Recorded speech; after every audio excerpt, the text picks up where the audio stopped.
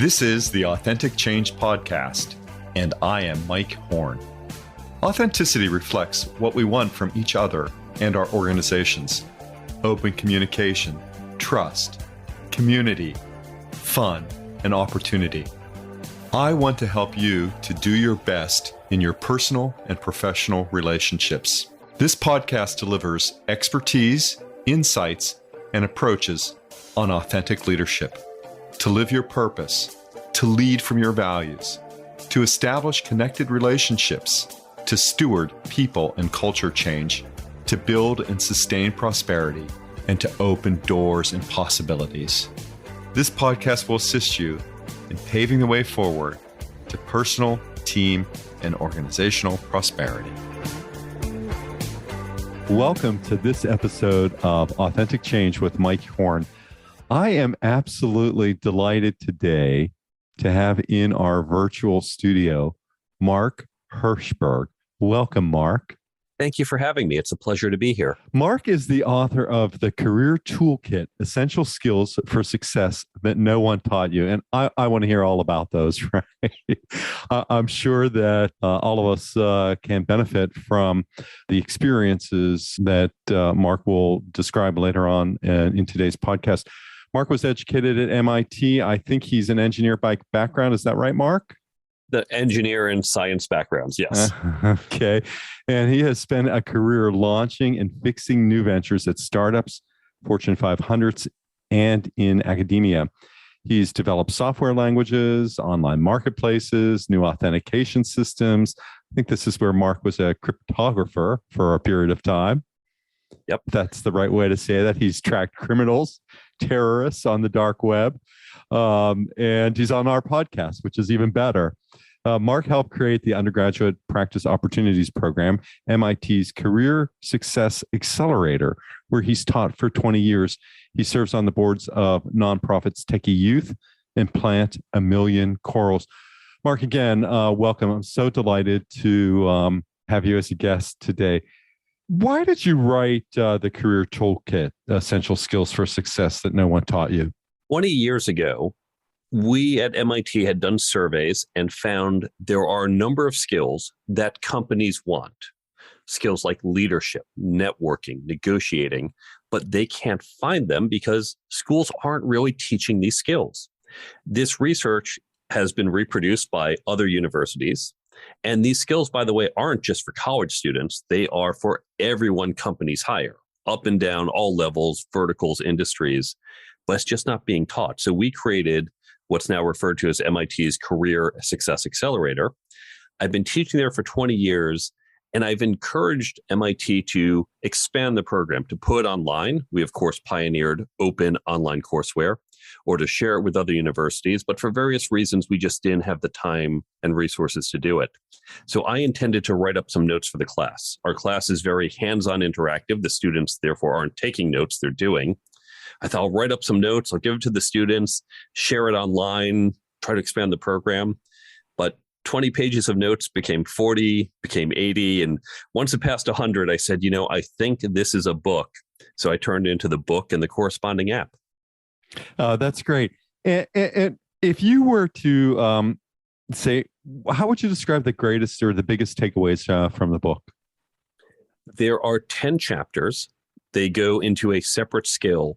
The chapters, by the way, they can be read in any order. You can jump to chapter 8 and then go to 3 and then back to 9. So they're really individual skills. And what you get in each chapter is a mental shift, how to think differently about the skill, and then a number of concrete action items you can do to immediately start to execute and improve how you do with that skill.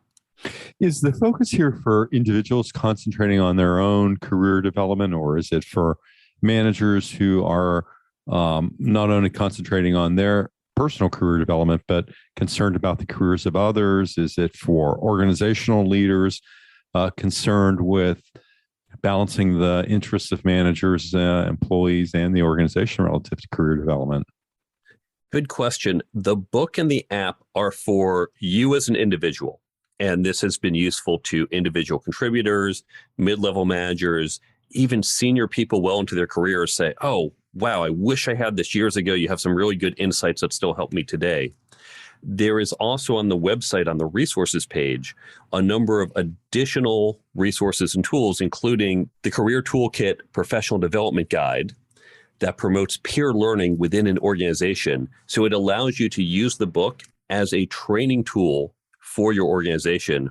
Or quite honestly, you can download that and use a different book or other content, but it shows you how to structure those programs across your organization, whether you use my book or other content you prefer. Talk to me about peer learning. Where's it come from? How do you do it? What does it involve?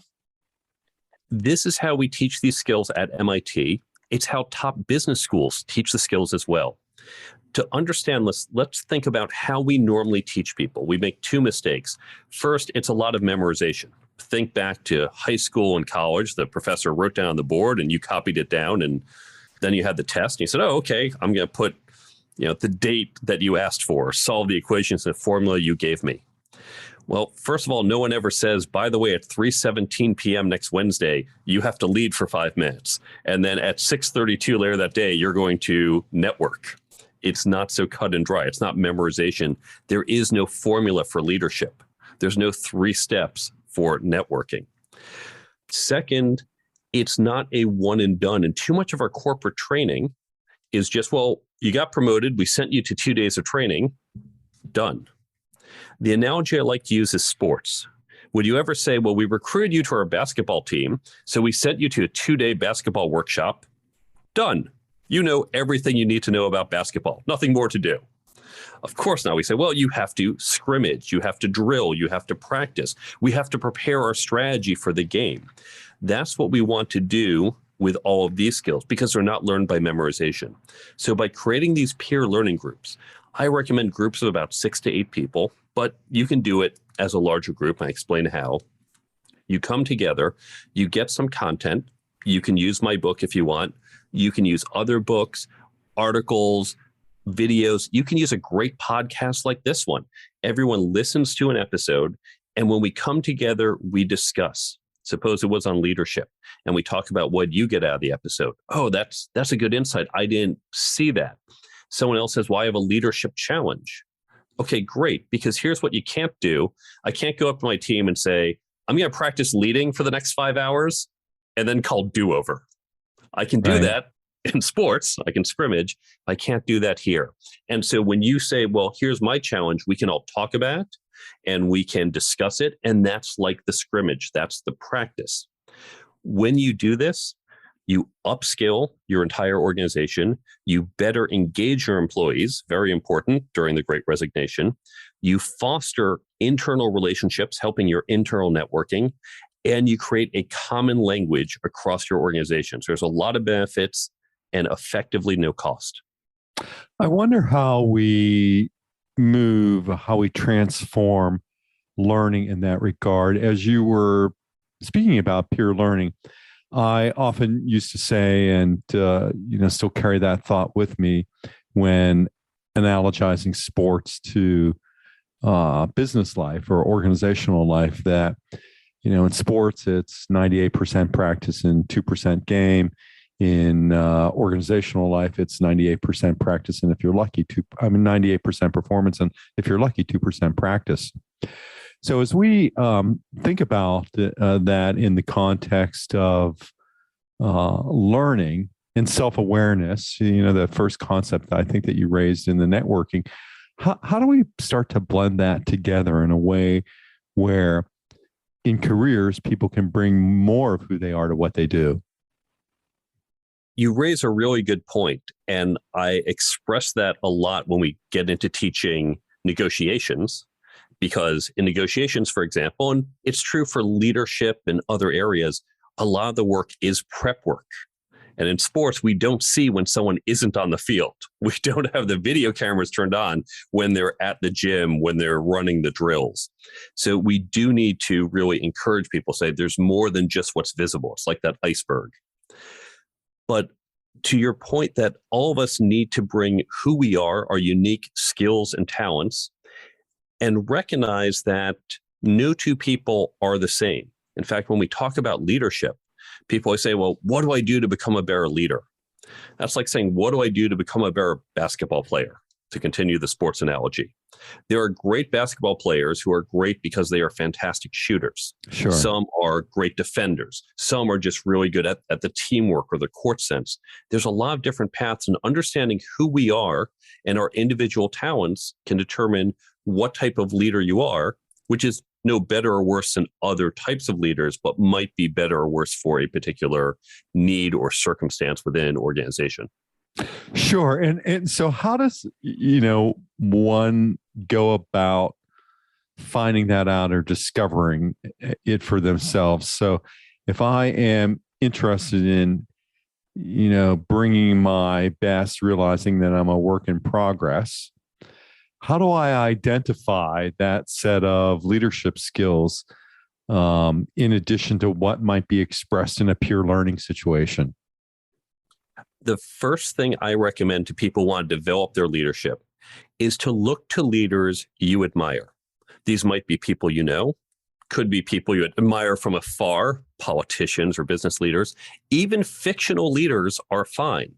But as you look at each of these people, ask yourself, what is it I admire in them? What are the traits? What are the things that they do? Because again, to become a great basketball player, you might focus on a particular skill. To become a great leader, it might be because you can bring together different coalitions. It might be because you communicate well. It might be because you know how to negotiate. So there are different skills, and recognizing what resonates with you tells you where you are passionate about developing. And how about for you, Mark? I mean, is there a favorite superhero that resonates with your leadership, or someone in that spectrum that you describe, whether in politics or in other fields of endeavor? Well, you mentioned superhero, and three certainly stand out: Captain America, Spider-Man, and Dumbledore. And with Captain America, there is a sense of optimism and integrity. With Spider-Man, I think Dumbledore to some extent as well, it is certainly academic prowess. We know Spider-Man, very smart kid, and Dumbledore, a fantastic magician.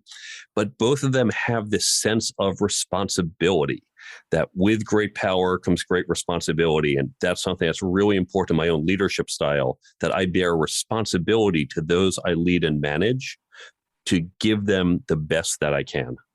You're a smart and talented person with a background in science and engineering.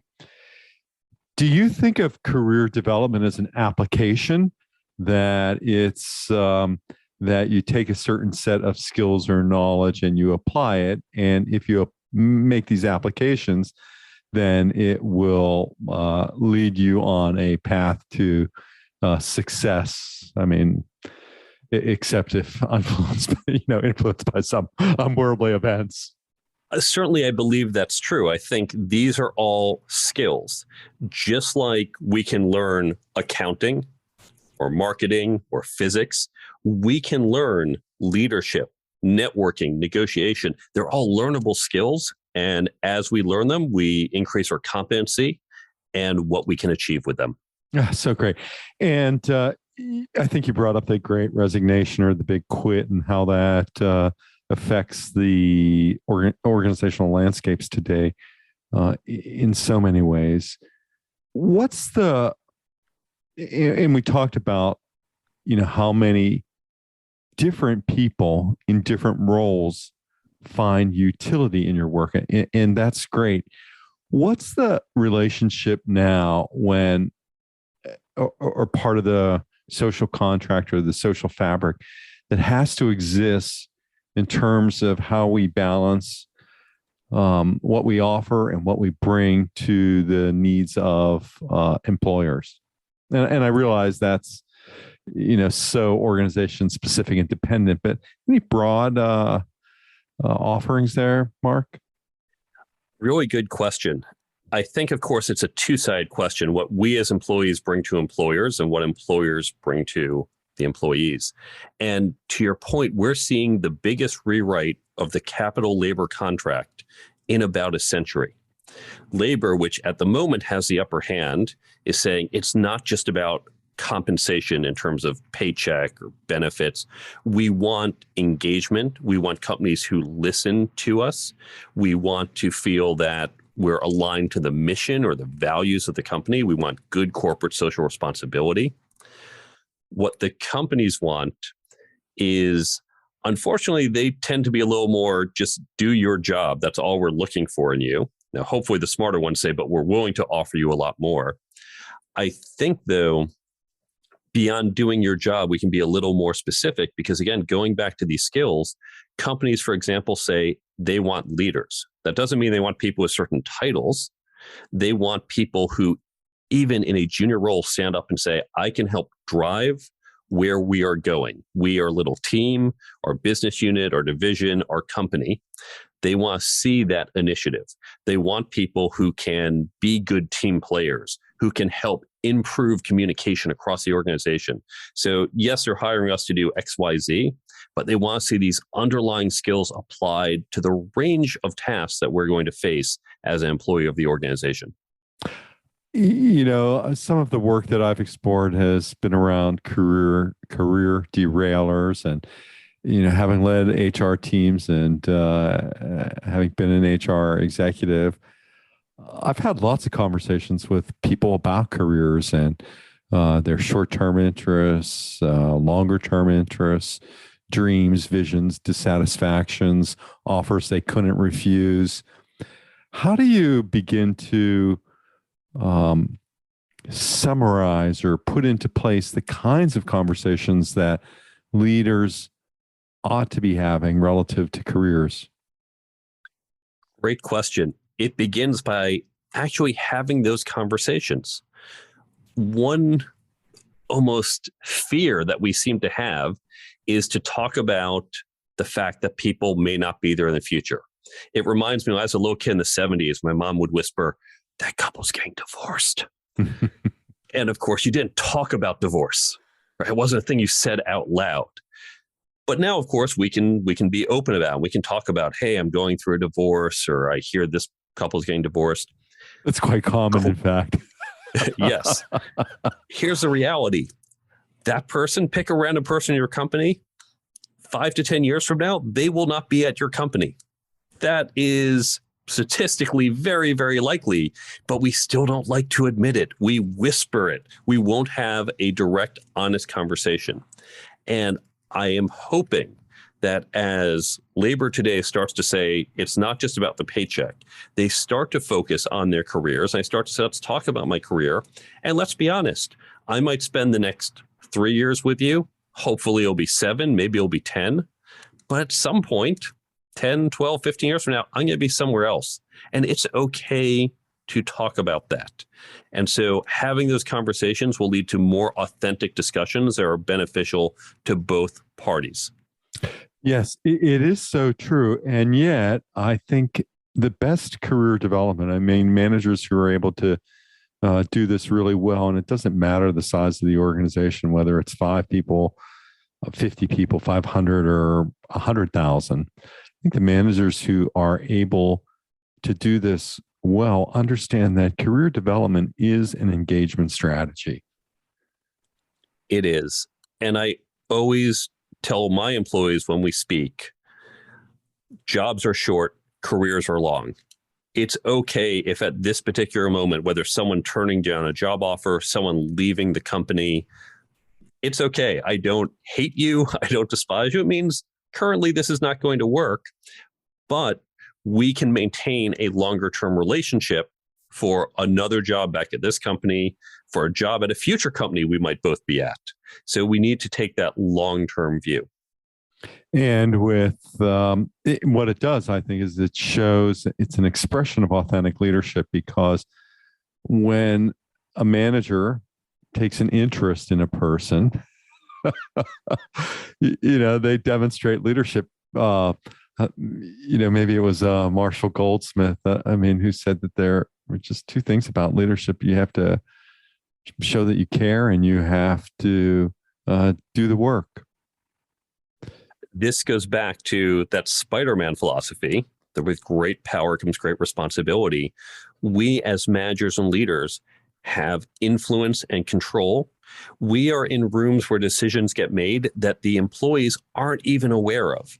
And we need to be their advocate. We need to be looking out for them. Obviously, we need to be looking out for the company, but not to the exclusion of looking out for the individual employees. And we have to strike that balance and recognize it is a balance that's not one-sided. Why do people need a career plan today? I mean, we've long left the world of loyalty, though maybe we'll enter back into it in some strange form or shape. Why do people need a career plan? Imagine if the CEO of your company came to you and said, this is a critical, big strategic project that I need you to do over the next 2 years. What would you do? Would you say, okay, I understand, very important. So I'm just going to take it day by day, cross my fingers. I'll see you in 2 years, and let's hope we get there. That's insanity. No CEO would accept that. Instead, you'd say, okay, very important, I understand. Given this goal, let's create a plan, a project plan, a budget. Let's do check-ins, whether you're using a 2-week cycle or quarterly cycle. Are we on plan? Are we off plan? Do you know when the plans change? That happens all the time. Okay, we changed our plans, fine, but let's update the project schedule. Well, we would do this for a 2-year project for our company. Our careers, which is much more important to us than any single project for the company, our careers also last longer than 2 years. So to do it without a plan, that is insanity. But people do that. They cross their fingers and say, well, hopefully I'll be at this level in 5 years or 10 years. So we want to create a plan. As Eisenhower famously said, plans are worthless, but planning is everything. So it's not that this plan, it's not that this plan is going to be exactly right. In fact, I'm pretty sure it won't be. But by planning, by preparing, we think through it. And then by regularly adjusting our plan, as we would with any project plan, we increase our odds of success. Who attaches to this work? Who is attracted to this kind of career development work? Individuals who are forward thinking or look at that big picture. Now, some people do get tripped up because they say, I don't even know what I want to do. In which case, okay, start at step 0 of creating a career plan, which is figure out what you want to do. Right. And you don't have to have an answer today. And by the way, your answer doesn't have to be set in stone for that either. You can think, this is what I want to do, and change it along the way. I think companies that recognize the value of this and help their employees develop it. It is one of the skills we've seen in surveys that employees say they want employees to have. Employers who help with this, then I think get better retention, both because employees feel better engaged, but also it's harder to retain an employee when that employee doesn't know what she wants. If she does, then she can tell you, and then you can work to keep her happy. If she doesn't tell you because she doesn't know, your job is all the harder. Well, what are the 2 things that she ought to do, what the employee ought to do in order to have her manager take an interest in her career? And what are the 2 things the manager ought to do to express an interest in her career? To get her manager interest in her career? That's a good question. I don't know any way to generate that interest, to force it if it's not there, but certainly you're likely doing an annual review. But I recommend before you step foot in that annual review, you as the employee should do your own check-in. How am I doing with respect to the career plan? And when you go in for that meeting and you have a discussion, review how you've done. What's going well, what's not, review what your manager wants you to do in the coming year, but also, remember, it's a 2-way street, a good review. So also express, here's where you want to go. There might be other things that may or may not align to what the manager wants you to do. And can you find common ground? A good manager might say, okay, given your goals, there's 7 things I'd like you to improve on. But you mentioned 3 of them. I know you can't do all 7 in 1 year. So let's focus on the 3 that you are most interested in doing and finding alignment like that. From the manager's perspective, how do you get the employee engaged? It's understanding what motivates that employee. And there's different types of motivation in different people. And then helping align the need for a career plan to their individual style of motivation. There are so many bad managers. Gallup, the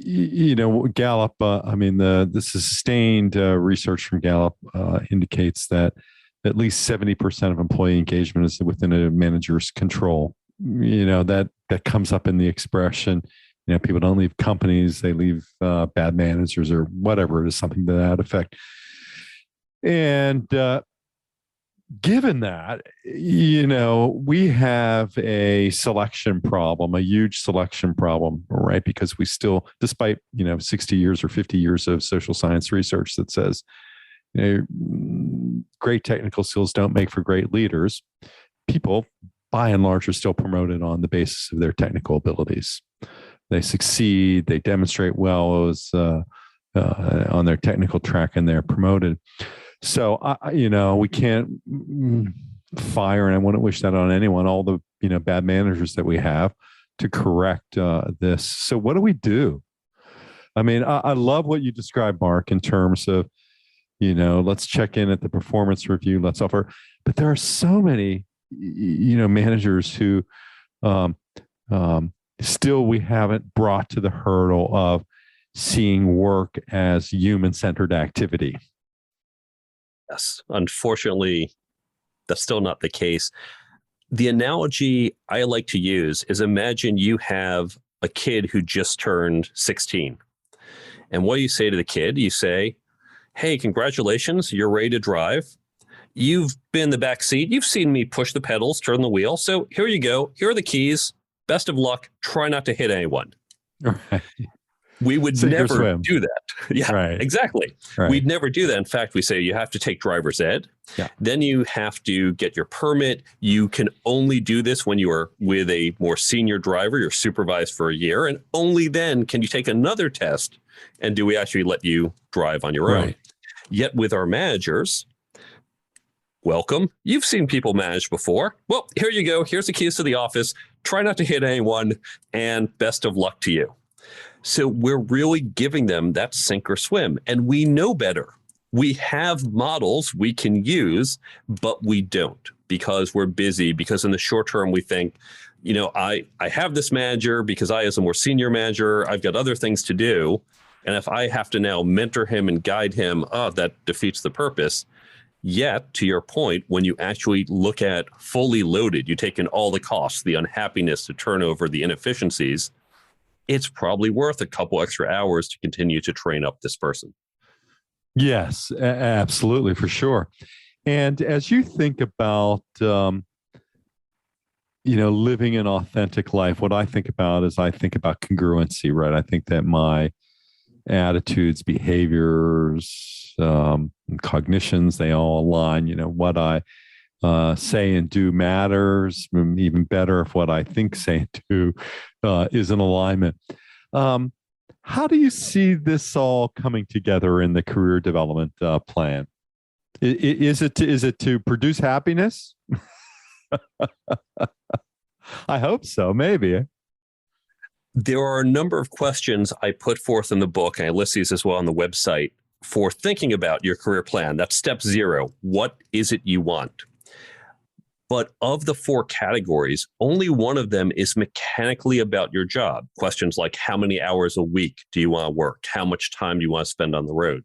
The other areas are questions about your lifestyle, the impact you want to have in the world, your own goals. And what we need to remember is that our career plan needs to fit into our life. We should not be designing our lives around our jobs or careers. And so it's putting first things first. And that's how we be true to ourselves and our needs. Wow, that's so wonderful. And a great way to think about authenticity and congruency in our work. Mark, you've got an app that goes with your career toolkit, the essential skills for success no one taught you. How is that accessed? That is free from the Android and iPhone stores. If you go to my website and go to the app page, You can go right there. And with the app, it's designed so that as long as you open it once a month, just so we know you're active, what it will do is pop up once a day at a time you set one of the tips from the book. I know from years of teaching, you read a book and then you forget 90% of it 3 weeks later. I know that's true for me as well. We're all busy people. So using a technique of spaced repetition, having it just pop up on your phone as a notification, it's going to help you better retain the information and get more value out of it. Because I'm not here to sell you paper. I'm here to change how you think. And by the way, we're putting out a general version of this. So other books, other content, other podcasts, other training can all benefit from using this same system to get more value out of the time people invest in initially getting the content. Right. And Mark, I know that you've got a presence on social media, whether it's LinkedIn.com or whether it's Twitter or whether it's at Facebook or whether Instagram. People can find Mark Herschberg on any of those outlets. But how about your website? What is the address? If you go to the careertoolkitbook.com, you can learn more about the book, where to buy it, get in touch with me or follow me on social media. You can go to the app page to take you to the store for the free app, or go to the resources page where I link to free online resources and have a number of free downloads, including that peer learning guide. So all of this is available from the website at thecareertoolkitbook.com. So it's the careertoolkitbook.com. And if I navigate to the careertoolkitbook.com, then I'll be able to find all the resources and ways to access you and to engage and connect with you. Is that right? It's just the careertoolkitbook.com.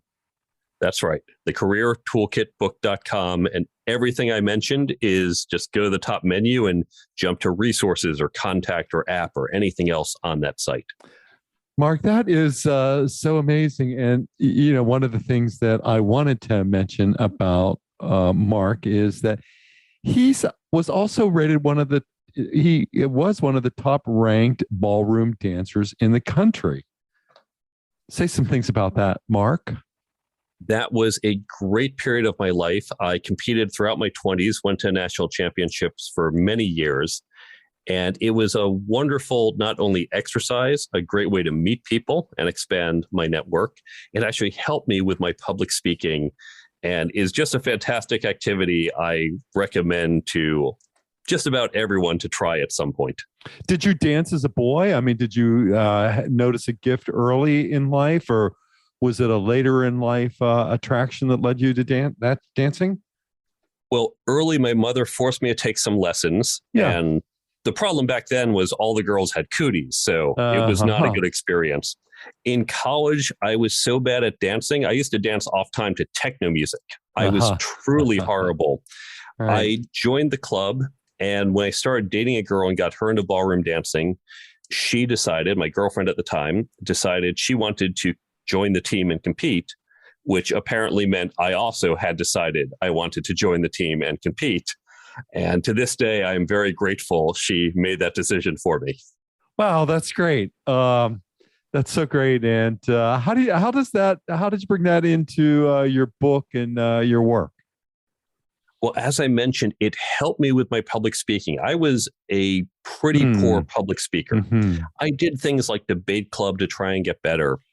But when it comes to public speaking, what holds us back most is that lack of confidence. That, oh my gosh, I'm speaking. Do I look funny? Is my underwear showing? And am I going to say the wrong thing? And that's running through your mind the whole time.